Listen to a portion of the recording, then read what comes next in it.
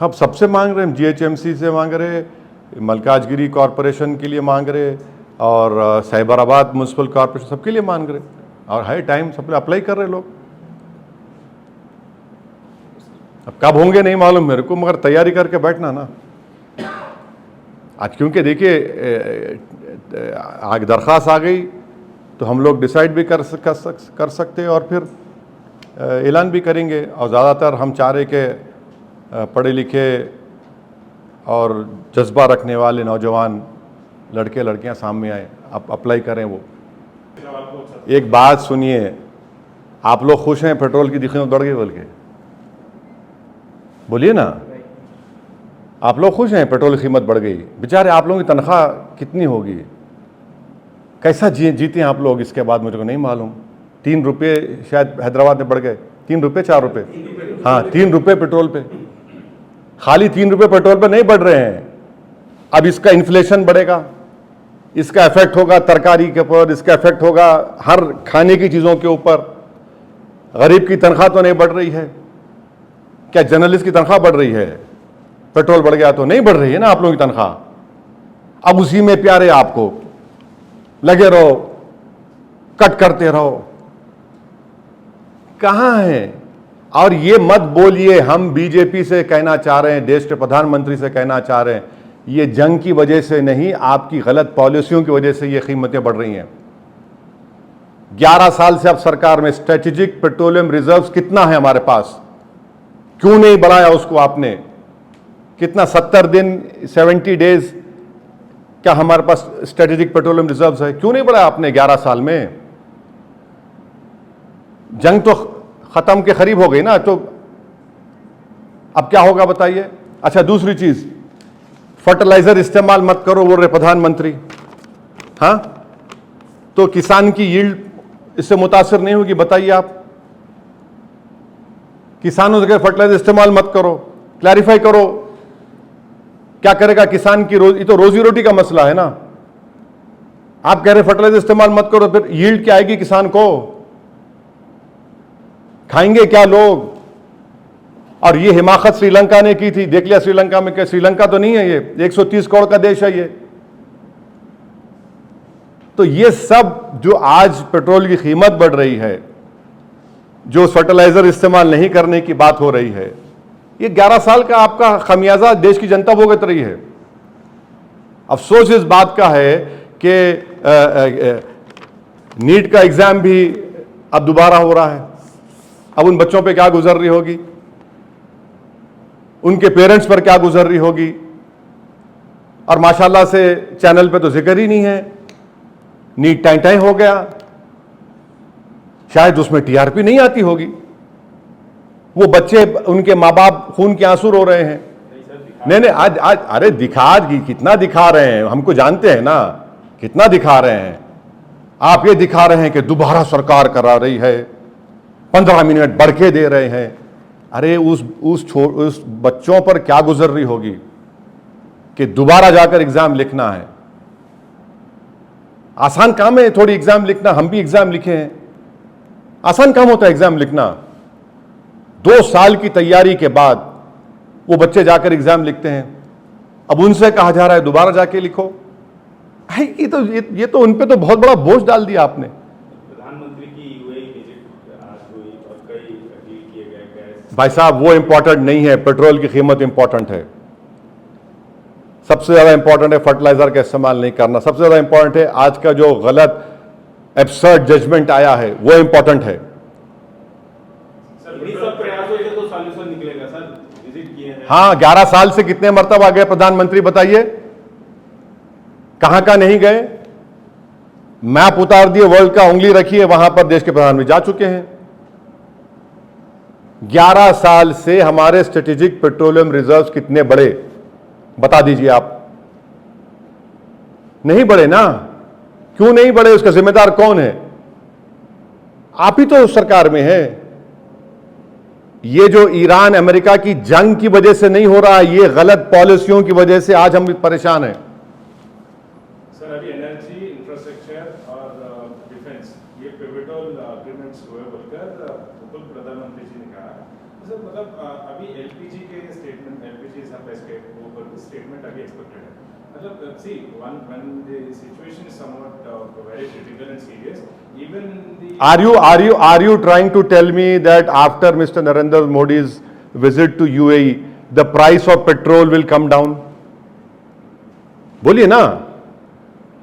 यकीनन वहां पर 20 से कितने करीब 25 लाख 30 लाख भारत के लोग रहते हैं. कामयाबी से हमको बहुत बड़ा फॉरेन एक्सचेंज सबसे ज़्यादा यूएई से आता है. ताल्लुकात अच्छे होने चाहिए, मगर आप लोग ये भूल रहे हैं कि पेट्रोल की कीमत बढ़ चुकी है. पेट्रोल की कीमत की बढ़ने, पेट्रोलियम प्रोडक्ट्स की कीमत बढ़ने से इसका असर का आम आदमी पर पड़ने वाला है. फर्टिलाइजर आप इस्तेमाल मत करो बोल रहे तो किसान क्या करेगा, उसकी यील्ड नहीं आएगी. सिर्फ भारत में नहीं, कई सारे देशों में इसका असर दिखाई दे रहा है. कई मुल्कों ने पहले ही बढ़ाया था, भारत अभी बढ़ा रहा है सभी. तो अच्छा हो रहा है. हम तो विश्वगुरु है ना.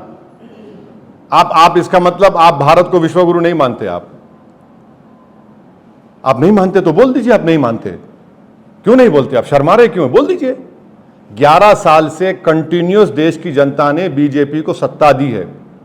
300, 280, अब 200 क्या 35-40 जो भी है, थर्ड टाइम जॉब जो भी हो, third time.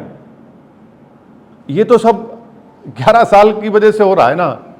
Strategic petroleum reserve क्यों नहीं है हमारे पास?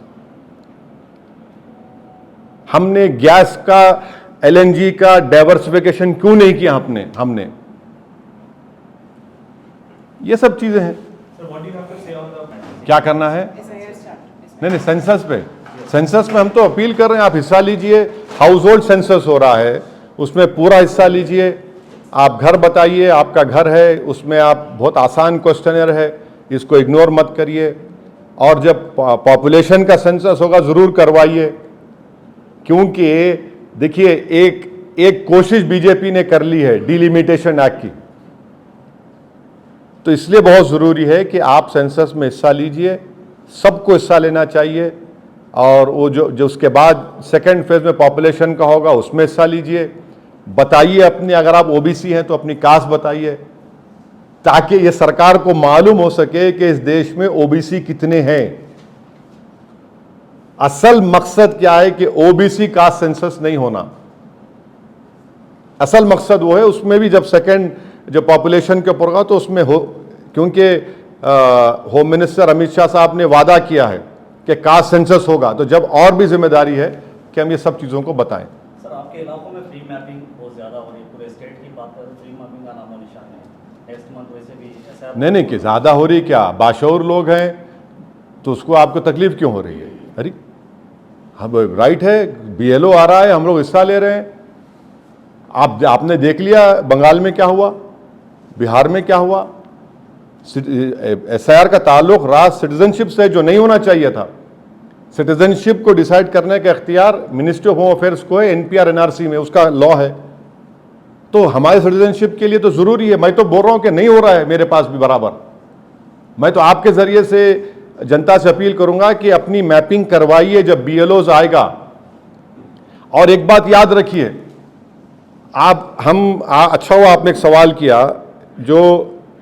जो यहाँ पर ये बताना चाह रहा हूँ कि इसमें एक मैपिंग की आप बात कर रहे हैं ना, तो मैपिंग जो हो रहा है, मेरे को किसी ने बताया है कि एक डिस्ट्रिक्ट है तेलंगाना का, वहाँ पर एक मिनट, सॉरी, हाँ, वहाँ पर जो है, मिसाल के तौर पर मैपिंग भोतोरी बोल रहे हैं आप. मैं डिस्ट्रिक्ट का नाम लूँगा तो फिर एक तनाज़ा हो जाएगा. एनीवे, आपको समझाने के लिए कह रहा हूँ कि फ़र्ज़ करिए किसी एक कॉन्स्टिट्यूंसी में 2,60,000 नाम है, इलेक्टर्स है, और अनमैप लोग हैं 1,11,000, और मैपिंग हुई है 1,45,000 की. हाँ, 2,50,000 में से. अब इलेक्टोर्स विद एनोमलीज के ऊपर कितने मालूम आपको? 90% इलेक्टोर्स एनोमलीज हैं. एनोमलीज का मतलब क्या है कि स्पेलिंग मिस्टेक है या मैपिंग सही नहीं हुई. ये हम इसीलिए तो जनता से अपील कर रहे हैं कि आप अपनी मैपिंग सही करवाइए. आप अपना नाम सही करवाइए, अपने बच्चों का नाम सही करवाइए। ये एनोमलीज अगर होगी तो फिर आप मुश्किल हो जाएंगे। मैं डराने के लिए नहीं कर रहा हूं, फैक्ट बता रहा हूं आपको। एनोमलीज को फिर लॉजिकल डिस्क्रिपेंसी में बात चले जाएंगी। आज वक्त है हमारे पास, इन सब चीज़ों को सही करिए। और जिसका जो जेन्युइन वोटर है, जिसका नाम 2002 में नहीं है, इलेक्शन कमीशन ऑफ इंडिया ने डॉक्यूमेंट्स जो आपको बोलिए, डॉक्यूमेंट्स आपके पास है तो उसको सबमिट करिए, मी सेवा को जाइए। ये सब चीजें करना जरूरी है। मैपिंग सही होनी चाहिए। हम लोग, बहुत से लोग खुश है मैपिंग हो गई। मैं कई लोगों को पूछा, बताओ तुम्हारी मैपिंग कैसी हुई? अब नाम है रामास्वामी, बेटे का नाम आ रहा अजमल, ये मैपिंग हो रही है? बताइए, ये तो गलत मैपिंग हो रही है ना। हम बोले मैपिंग, खुश हो गए। उन्हीं को बताया, रामस्वामी साहब बताया, साहब ये गलत है।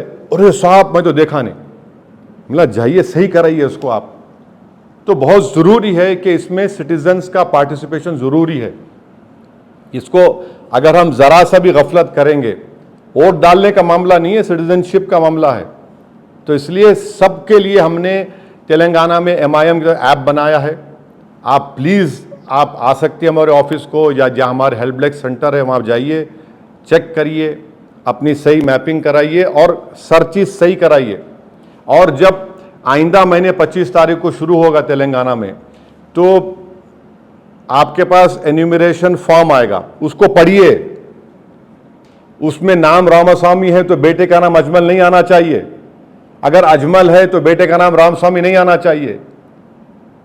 ये सब चीज़ें चेक करना पड़ेगा। खाली आप बैठ के हाँ हाँ सही है दे दिए तो हो गया, फिर बाद में ड्राफ्ट लिस्ट में नाम नहीं आया, बाद से फिर हम परेशान हो जाएंगे। उसके बाद भी प्रोसेस है, नाम दिलाने का तरीका है। बट केयरफुल रहकर हमको ये काम करने की बहुत बड़ी ज़रूरत है, क्योंकि जो हमने जो देखा बंगाल में जो तमाशे हुए हैं वो नहीं होना चाहिए। सर, मलकाजगिरी साइबराबाद के नुमाइंदों से आप दरखास्तें मांगी है सर, जो लोग इलेक्शन लड़ना चाहते हैं। हाँ। हैदराबाद छोड़ के क्या इलेक्शन खरीद में? हम सबसे मांग रहे हैं, GHMC से मांग रहे, मलकाजगिरी कॉरपोरेशन के लिए मांग रहे, और साइबराबाद म्यूनसिपल कॉरपोरेशन, सबके लिए मांग रहे। और है टाइम, सब अप्लाई कर रहे लोग। अब कब होंगे नहीं मालूम मेरे को, मगर तैयारी करके बैठना ना आज, क्योंकि देखिए आगे दरख्वास्त आ गई तो हम लोग डिसाइड भी कर सकते हैं और फिर ऐलान भी करेंगे। और ज़्यादातर हम चाह रहे कि पढ़े लिखे और जज्बा रखने वाले नौजवान लड़के लड़कियां सामने आए, अप्लाई करें वो।